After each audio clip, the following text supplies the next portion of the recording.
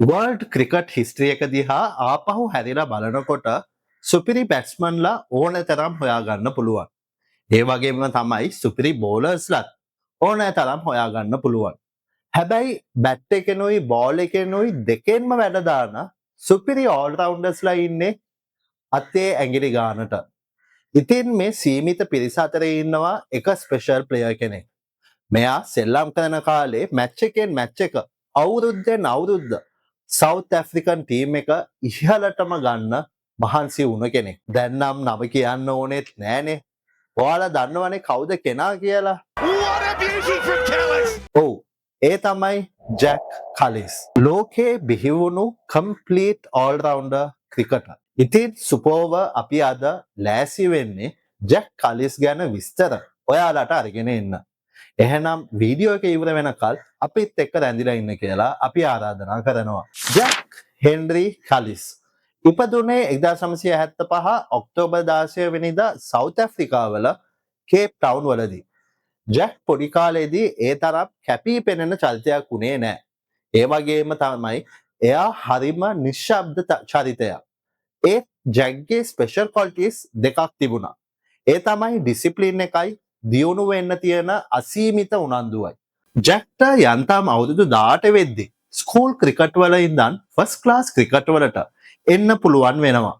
ඒ වගේම 1995 දී ජැක්ට south African national team එකේ දොර විවර වෙනවා. හැබැයි ජැක්ගේ මේ ඉන්ටර්නැෂනල් කරියර් එක පටන් ගන්නේ නම් හොඳ විදියකට නෙමෙයි. ජැක්ට ගොඩක් විවේචන එල්ල වෙනවා.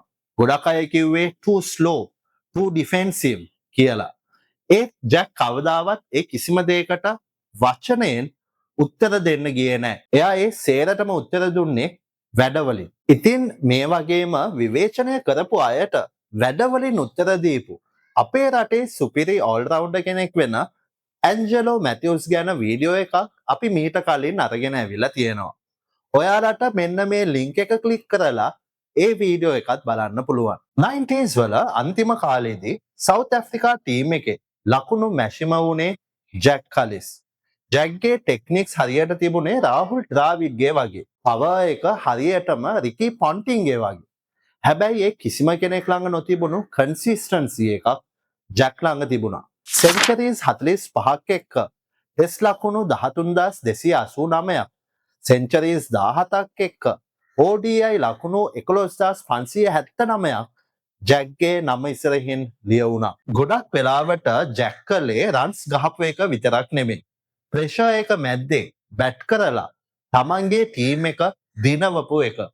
හැබැයි මේ වීඩියෝ එකේ මුලදී කිව්වා වගේම ජැක් වැඩ දැම්මේ බැට් එකෙන් විතරක් නෙමෙයි. බැට් එක තරමටම බෝලයත් ජැක්ට හුරුයි. ඒ හින්දා ෆ්‍රන්ට් ලයින් බෝලර් කෙනෙක් විදියට තමන්ගේ ටීම් එකට උපරිම සහයෝගය බෝලර් කෙනෙක් විදියටත් දෙන්න ජැක්ට පුළුවන් වුණා. ඒ නිසාම ටෙස්ට් විකට් 292ක් වගේම ODI විකට් 273ක් තමන්ගේ නම ඉස්සරහින් ලියාගන්න ජැක්ට පුළුවන් වෙලා තියෙනවා.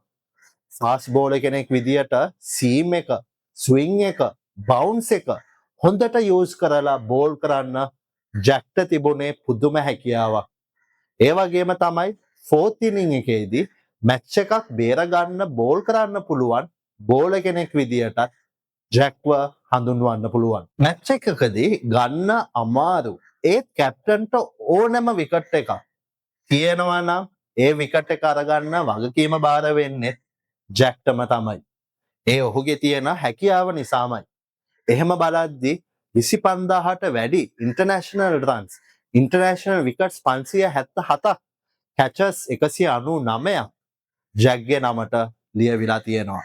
මේ ස්ටැට්ස් එක්ක කම්පෙයාර් කරලා බලද්දී මේ වෙද්දී ලෝකේ බිහි වෙලා හිටපු ලෙජෙන්ඩරිම ඕල් රවුන්ඩර් විදියට ජැක්ව අපිට නම් කරන්න පුළුවන්. ජැක් කියන්නේ හෙඩ්ලයින්ස් වල යන්න කෑ ගහපු බොරුවට ෂෝ ඔෆ් කරපු ප්ලේයර් කෙනෙක් නෙමෙයි.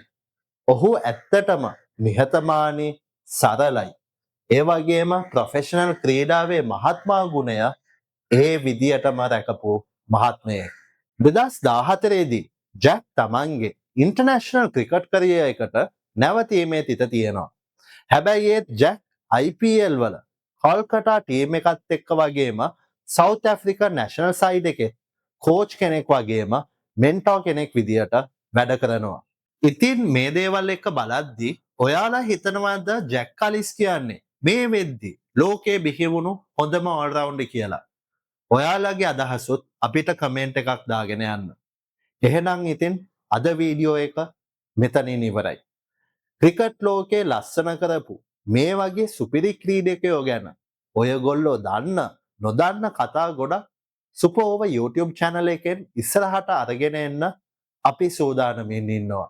ඉතින් දිගටම මේ වගේ වීඩියෝස් බලන්න අපේ සුපර් ඕවර් YouTube channel එක subscribe කරන්න අමතක කරන්න එපා.